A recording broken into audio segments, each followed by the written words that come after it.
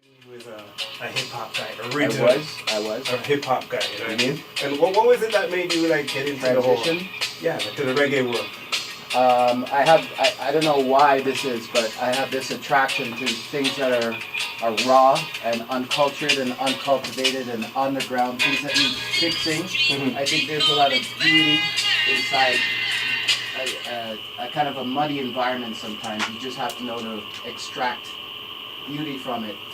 You know, so there's just a special culture out there that I think deserves promoting, and since I've been through that with hip hop, I decided to do it with reggae because dance hall was just very addictive to me. I was playing hip hop on the prime radio station at the time, which was CKLN, but then all of a sudden every Saturday I started playing reggae.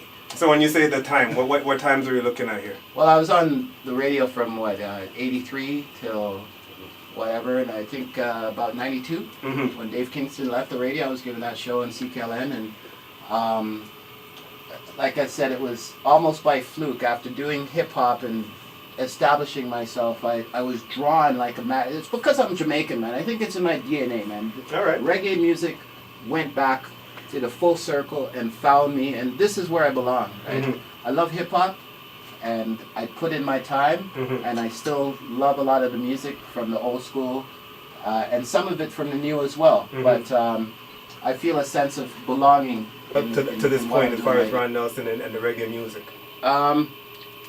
Probably being a recording studio engineer at Apache Studios, when my life was basically waking up, going in the studio, and sitting behind the mixing board. And I remember I was charging $25 to $40 an hour for studio time at the time, and this was when there was a lot of hip-hop dudes in Toronto who didn't have a hip-hop studio. I didn't know my studio was going to be a hip-hop studio, but people kept coming in, and I was so busy. I was at Longwood Quaid and Steve's Music all the time, getting equipment. But when you're in that world, man, of being a producer, people who produce can relate totally to what I'm talking about. It's an isolated world. You know, you're locked inside of this zone where a lot of people are depending on you, and you got to be good at your craft, or else. Right. You know, I stopped doing that because I realized I might have been a good engineer, but not a good producer. Because to be a good producer, I thought at the time you had to know how to read music and, you know chords and keys and harmonies and all that stuff. And I was just banging beats. I was more like a beat maker instead of a producer. So I knew I had to stop doing that. All right. Do something else. You knew your lane. Yeah. Just like when I was an artist, I wanted to be a rapper. Hold on, you were an artist? I didn't know about that. Go to my Mixcloud and you'll see. Yeah, man. I have a couple of songs out there. See, I know me and one. Enough people want to laugh after me about my artist career, but you know, it's good to know. When you get older, they'll value the stuff from when you're young. Yeah. Like my rapping really sucked on B-Boy Destruction. It was like, 1988. Right. But now all these cats from like the media are what's old is new again. That's the key for this year. People want to know about their history now, what it was like back in the early 80s. Right. So there weren't a lot of people rapping. People were saying that might have been one of the first records ever produced by a Toronto rap artist, and I'm like, they're not talking about me because I was never a rap artist, but I had a little money and I went in the studio and I put out a record, and all of a sudden now it's being given credit, but back then, I mean, I printed up, 600-700 copies, you know what I mean? Yeah. But you make history and you don't know you're making it. You do it for the love, right? Not for the likes. Not for the likes. And that's what I did back then. My entire career has been about the love. I'm one guy I've not gotten rich from what I'm doing. I'm still struggling through life, but I'm probably one of the happiest people doing what I'm doing and making history and, just changing people's lives and kind of giving them, I feel like sometimes like a soccer commissioner in a way, There's a lot of people that play the game of sound clash, to be specific, because that's what I'm doing now. Right. And there's a lot of talent there, and there's a lot of misunderstanding, and it's good when they have someone like myself and the very small handful of promoters that care about the sound clash industry and want to push it forward. That's why I did Fully Loaded, which is why I'm here. There's an event this Saturday that, I've been working on this since February. 30 sounds started, and now it's down to 10, and there'll be one at the end of the night. And it's all going down at Topaz Nightclub, which is 1230 Shepherd.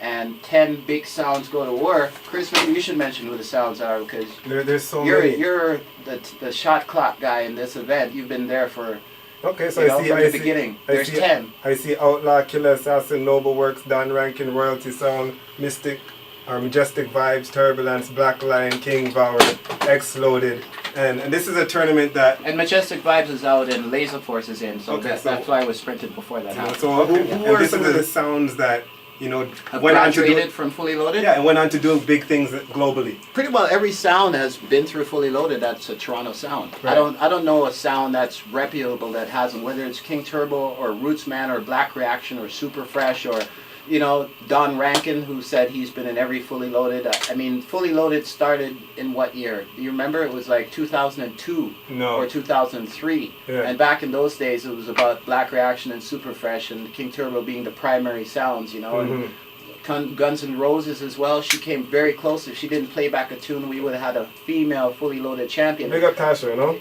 You know, the Fully Loaded is an event that's all about bussing talent. And a lot of the sounds that are in Fully Loaded, people haven't heard of them. And they don't play out that often, but they're damn talented. And they spend a lot of money in dub plates, and you put them on the battlefield, and you're going to feel good that night if you like Sound Clash. It's the real thing. That's what I'm most impressed with about this Fully Loaded. This is an intense clash that if you're a Clash fan, you're going to get your money's worth. There's a lot of hype and anticipation leading up to this, and this is like probably one of the hardest events, like I said, I've ever done. It's even if I make $1 million, I'm going to say it's not worth it, you know, and I'm not going to do it again, which means I just need to rest after burning out. But it's a lot of work, and it's a big production. There's like a staff of 60 people. We've got judges, we've got judge masters, we've got accountants.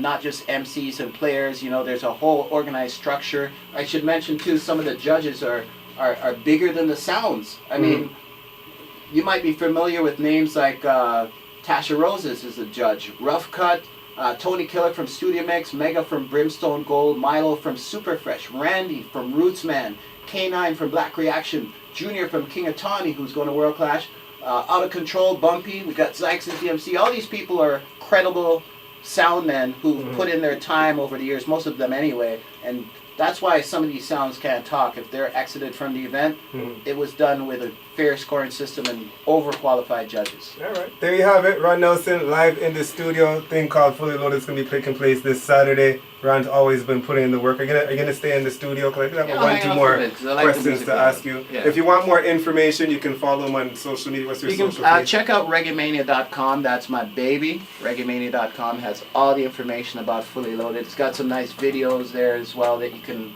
kind of entice yourself with. And you can follow me on Instagram at DJ Ron Nelson. All right. Keep it locked, man. Vibe 105 FM. I'm going to get back into some more music. Yeah. Here till 8 o'clock. Keep it locked, man. It's Vibe 105 FM.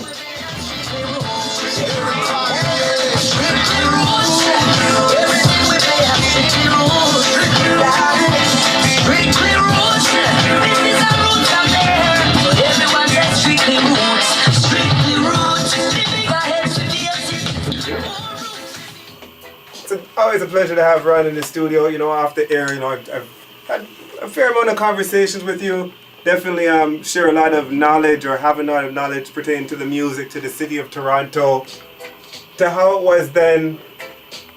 And it's interesting. It's always a joy, you know, talking to you and getting. I like to listen to my elder them and hear what they say, even if I don't like what they're saying. I still like to learn. You know what I mean? So big up Ron Nelson in the studio, man, for real. So Ron, elder.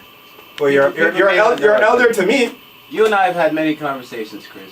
Chris is actually one of the people who I just don't do business with. We've had some many down-to-earth conversations because he's different than the rest. That's all. You're different than the rest. You know it. I do it for the love, not for the likes. It's about the music. You know not what just I mean? that. Your visions are different. Your insight, foresight, your attitude is different. I mean, you know, I know a lot of DJs, a lot of people in the sound business, but I think, you know, you fit in, but sometimes you're also at the same time a little outside of that box. So I like that. I think that's how people should be. Who wants to be like the same as somebody else. Well, that's how it is. You know, it's like if I go out and I see a nice lady, and the whole of the man them I try to look the lady, but there's another like nice running over in the corner over there. So now I go make the whole of the man them go for that one. Them I go, you know, just kind of easy and go on. You know, and that's just me. I just like to be different. You know what I mean?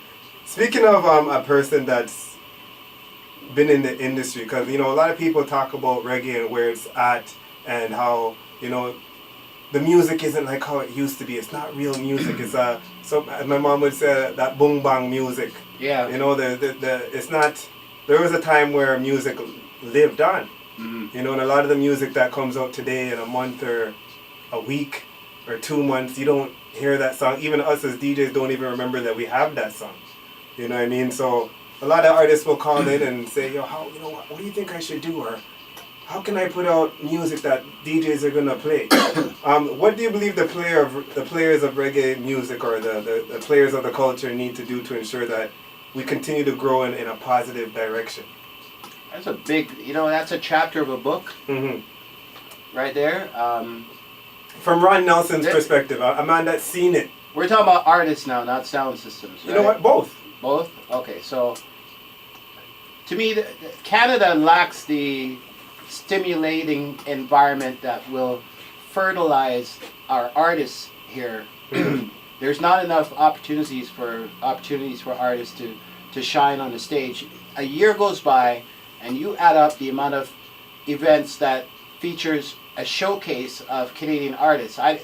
There are not a lot of them, and there's probably more in reggae than in hip hop. But in order for artists to progress, they need to be stimulated by having opportunity to perform in their own environments. It's amazing how much an artist will grow from having a performance experience. I've talked to a lot of artists, and they credit me today for being the first promoter to believe in them, to put them on a stage. They may have opened up for major artists, but that 5 minutes may have changed their lives. You know what I mean? So I find Canada to be a little frustrating for artists because they have the talent and the potential, but the opportunities are very few. And if you look at the history of our Canadian talent being cultivated and discovered and seasoned and marinated and primed, it's Americans who come into Canada, find those people, sign them, and then bust them. It's only, you know, recently that some of that is changing, but it's not changing fast enough. So I think there needs to be a lot more like music seminars that are free, you know, that it's not $300-400, so that artists can go and get educated, because in Jamaica there's still a lot of artists who we hear that you play that don't understand what having their own publishing means. Right. And when they go in the studio, they think that they can put out a hit song the next day, so they don't mind giving everything to a producer. So the exploitation continues even today. So the lack of education is a big thing. The lack of opportunity is a big thing. The infrastructure is getting better here, but it's not getting a lot better fast enough. There's still a lot of exploitation, but I'm a firm believer because I was just one person who believed in hip-hop so much that I kept doing shows after shows after shows, and then all of a sudden 20 years went by, and now people can say, wow, Ron, I'm going to give you credit for helping to establish the scene here in Canada, right? If somebody applied the same energy I did to lifting up this dance hall reggae artist scene, I think there would have been a difference as well, and we would have had our Drake in dance hall reggae by 2017. But there's not enough spoon feeding going on of opportunity for our Canadian artists to shine. A lot of the Canadian reggae artists are my friends, and I've known them for 10 years and 15 years, and they're still trying to bust. And they have to keep hoping that when Sanchez comes here or Freddie McGregor, that they're going to have the links so that an artist will put them on the stage. But guess what? We're in an age now where, you know, artists are paying promoters thousands of dollars for the opportunity to go on stage and open up for major artists. And some of you may be thinking, Ron said it wrong. But I'm going to say it again.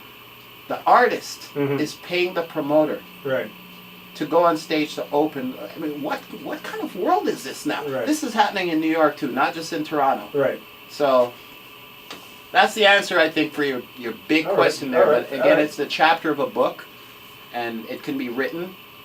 And hopefully, when the reggae version of Drake buses out of Toronto, I'll be on this earth to see it. Because I might have been able to help fix hip hop in Canada, but reggae is totally raw, and I love it. I can't fix it. Okay. It's gonna stay uncultivated and raw. And well, it should be interesting to see. It should be interesting to see the direction of it. Like you said, there's been a lot of improvement, whether or not it's technology or even the quality of the productions, etc.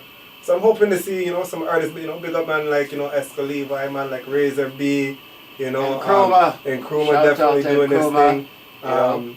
There's so Tanya P. saw her last night at the Kensington Market. Big up Alicia Cinnamon, Kurt Diamond. I see him doing his thing over there in the UK. So big up all the artists. Isis always in the studio dropping records. So it's good to see artists doing their networking. Artists are trying, and hopefully someone like Esco will be able to get some of our other artists through the door. I mean, look, Drake is getting artists through the door. So when you get that big, you can do it. And we need to see some of our artists like driving fancy cars and doing that bling thing, so that when you're the neighbor, now you can look and envy and believe and go, I want that. It sound like Jack here. Yeah, man. I didn't crash his car the other day. Yeah, you sound like Jack here. By the end of the day, but I mean, does the car mean that your music's good? No, but it's I'm just saying there's you don't even have to have good credit to get a car nowadays. There's not much here to be inspired by, though.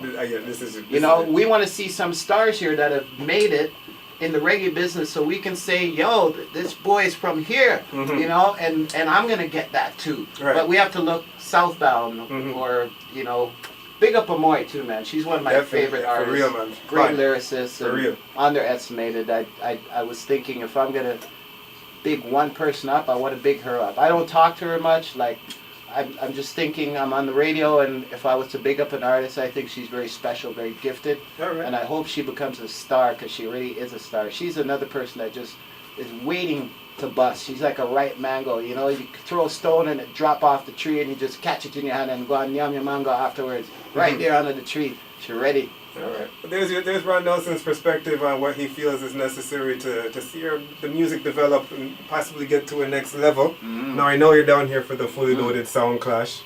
There's something that's been going on from them times till now. I find it interesting as a Sound Clash fan, because I love Sound Clash. You are a Sound Clash fan. I love dub plate, Chris Dubs, you get it? So I always thought that was unique. You still have to take big advantage of that name, eh? Yeah. We have some plans up the pipeline, He's a planner. But as far as Sound Clash, my personal perspective, I find it interesting, to see the sounds, voicing dub plates and continue to do what they're doing. But one problem I have with Sound Clash, and maybe you're a person that can change this, is the whole tune for tune. I find that... What's wrong with it? I think that we need to do something different with the tune for tune. Because why is that? Well, I just find that, you get to the end, and it's the same handful of songs that are played in tune for tune. Like I listened to the Badadan clash that took place over in Switzerland over the weekend. My gosh, won that clash, beat Camouflage in tune for tune, and it was just the same songs that you always hear. Yeah. You know what I mean?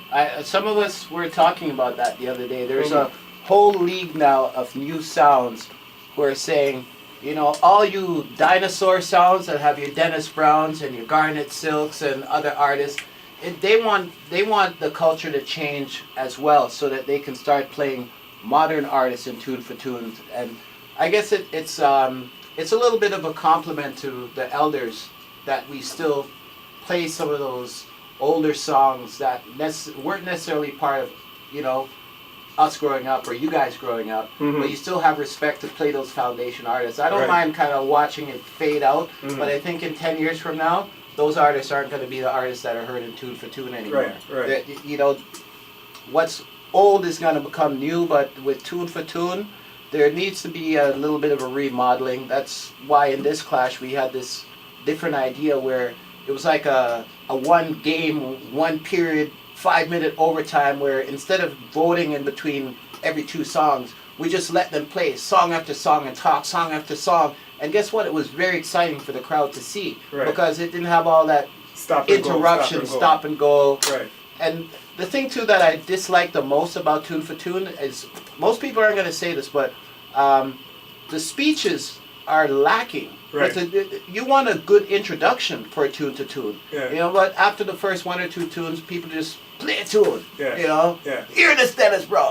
Yeah. Yeah. I want more than that. I want to laugh. Some creativity. You know, I want some creativity, Right. exactly. And Right. and there's some. That's where you separate the men from the boys with selectors. You know, people who know and understand how to use Tune for Tune will execute it properly, but Right. it shows a lack of thought, a lack of progress. Right. I think as they grow, they'll get better and understand it more. But speech can be just as lethal as tune in a Tune for Tune. It's not really about the tune sometimes. It's about the way you introduce the tune and relate it to the people and let the lyrics come in right after the speech and then take it out at the right time. Right. And all of a sudden, big forward, and you know, you're going to win that round. But people are kind of treating Tune for Tune like a joke. And the audience, too, is also exploiting the clashes because sometimes things should not go to a Tune for Tune. That's Right. only there in the case of a draw. Right. But guess what? When the audience pay their $30, $35, $40, they don't want to go home at 2:30 in the morning. Right. The clash They is wanna already done Right. because the sound has killed the next sound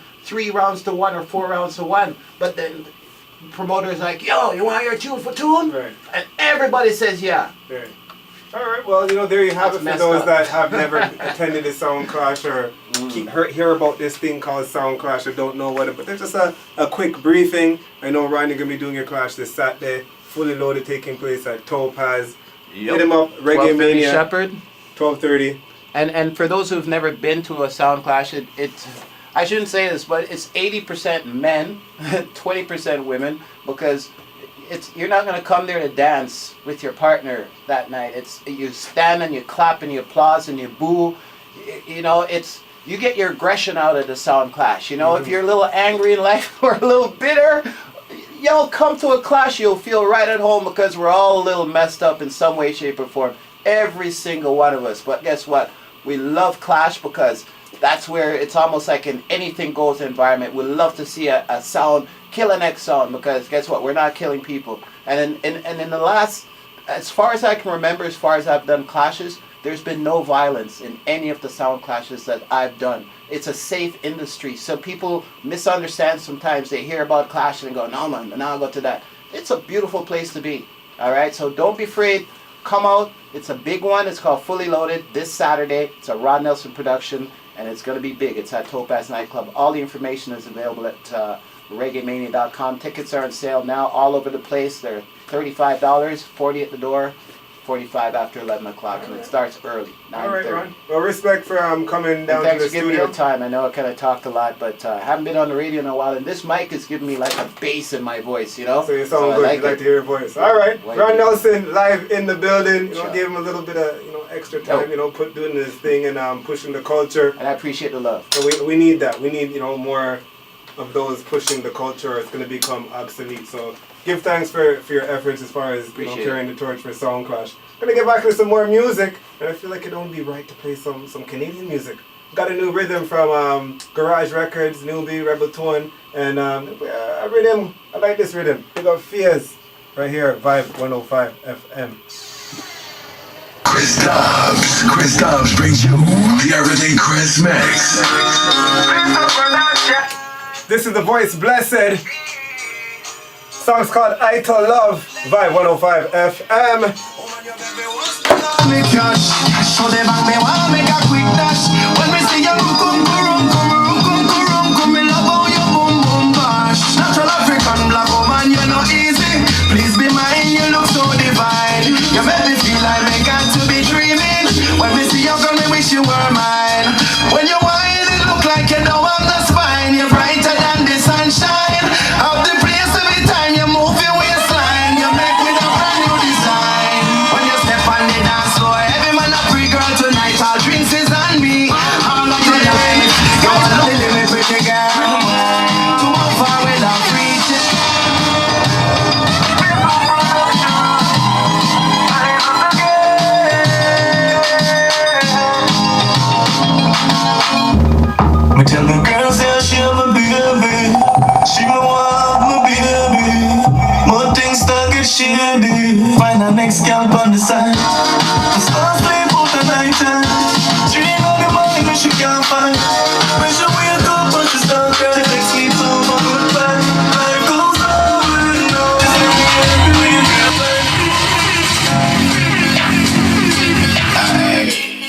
another Canadian production. This one's courtesy Garage Records. And Kruma.